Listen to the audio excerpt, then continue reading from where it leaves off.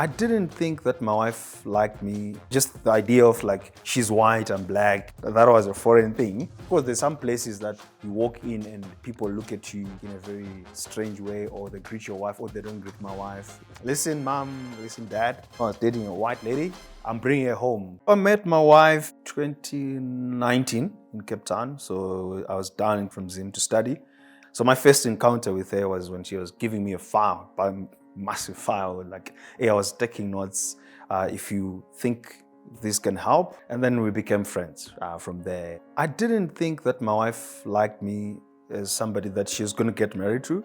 I just thought she liked me as a friend. Like, I think I looked down on myself a lot, that I thought like she would never like me in that sense. So for me to officially ask my wife out, it took me quite a lot of time. Just the idea of like, she's white and black, that was a foreign thing. And you get scared. You're like, ah. And you're in the space where you're thinking, what if I ruin this friendship? That was quite an interesting one, I think, telling my friends and family about interracial relationship.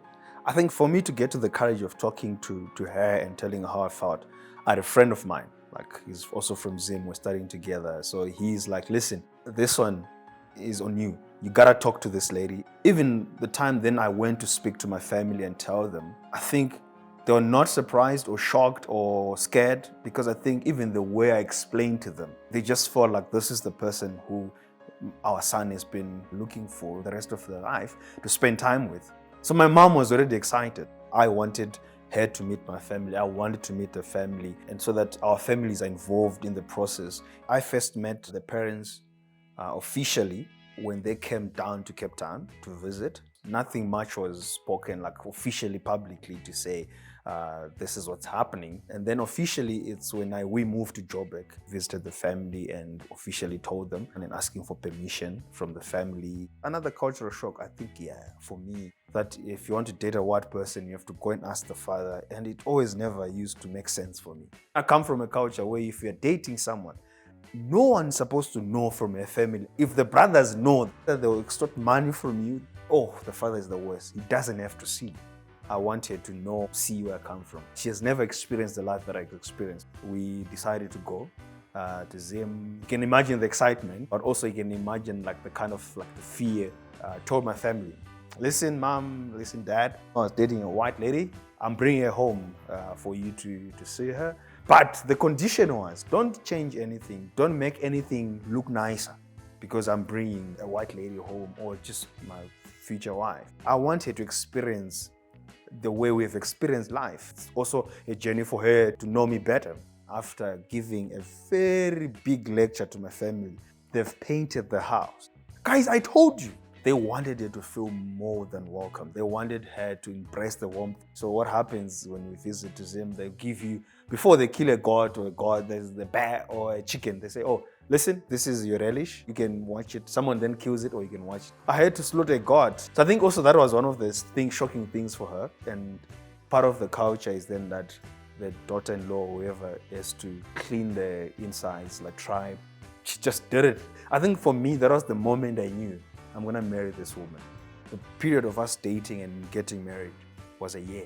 So asking the parental blessings in the process, the danger that most of us do, especially where I come from, is that sometimes we end up feeling that we are the superior ones, that anyone who comes into our family has to bend, and we're not even willing to bend to understand their culture. And then they're telling me, and actually even asking, like, what do you think will be valuable? What do you think will be important? And them guiding me. But the desire coming from the fact that I'm understanding that we are uniting two cultures. I discovered that in the family, it would be something that would be valuable if I could ask the father, the mother, and the sister together. They all feel like honored. So organized with the younger sister, got to dinner. I remember it was at some restaurants in the mall of Africa. She doesn't know that I'm speaking to her family. She doesn't know on anything. I was there earlier, and I think I was there an hour or two, and just to make sure my environment, make friends with the waitress and the manager. Like, I made sure. And then they came. Eventually, I think I was sweating. Everyone knows that we're here for something. I remember the father asking, so you asked us for dinner. You wanted to talk to us. And I'm like, oh my goodness. I needed to start the conversation. I think he's realizing that this young man is in trouble. He then says, holds my hand and says, So if I hear you correctly, you're asking if you could marry our daughter.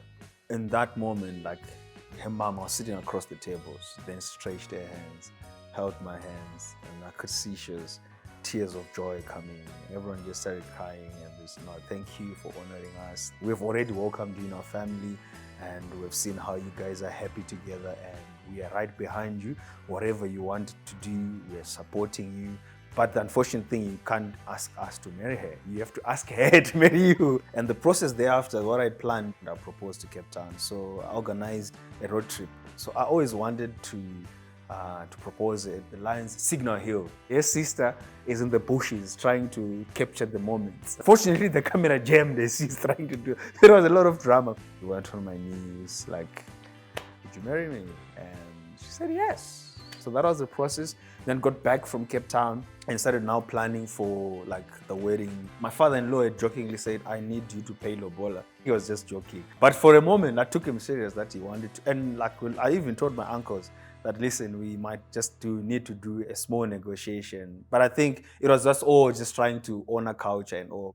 And what was beautiful about our wedding, we had so many people, just our friends, volunteering to do stuff for us. Like, listen, you don't have to pay for this, we'll cover for this. We ended up having the least expensive wedding and the most beautiful wedding at the same time. The moment of just seeing my wife walking down the aisle, and it was just beautiful. And I had this funny groomsman of mine. In our culture, we have to kneel and like show respect and do that. And he says, it was a spare of the moment thing. They're coming down and he whispers in everyone's ear, like, when they get here, let's kneel. It was a very special day, just seeing family and friends coming and celebrating us. So as we're planning the wedding, we were more aware of the fact of the cultural differences. We sit down and say, in your culture, what is the most important part of the wedding? So how do we create a hybrid wedding of both cultures?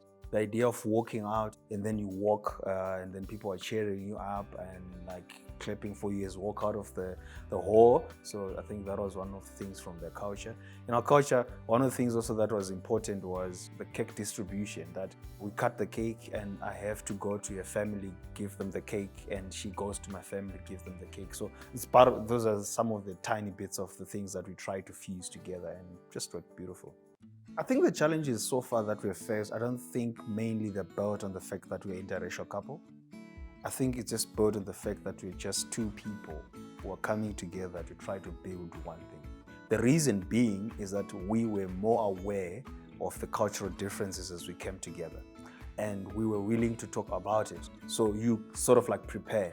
Like, oh, listen, because I'm the firstborn in our family, it means I carry the responsibilities of the family. So now it hasn't happened to that degree of like people, like massive problems have happened, but she has witnessed a couple of one or two things and she has become very supportive. Like, oh, but remember that person, we need to look after them, we need to do this, all this kind of thing. So I don't think we have sort of like faced quite of like a struggle with interracial couples. Of course, there's some places that you walk in and people look at you like in a very strange way, or they greet your wife, or they greet me, they don't greet my wife. I don't think it has been a problem for us. I think it's just a cultural problem. I'm aware of the fact that they're trying to process this. It's not normal in the world, so I don't blame them for that.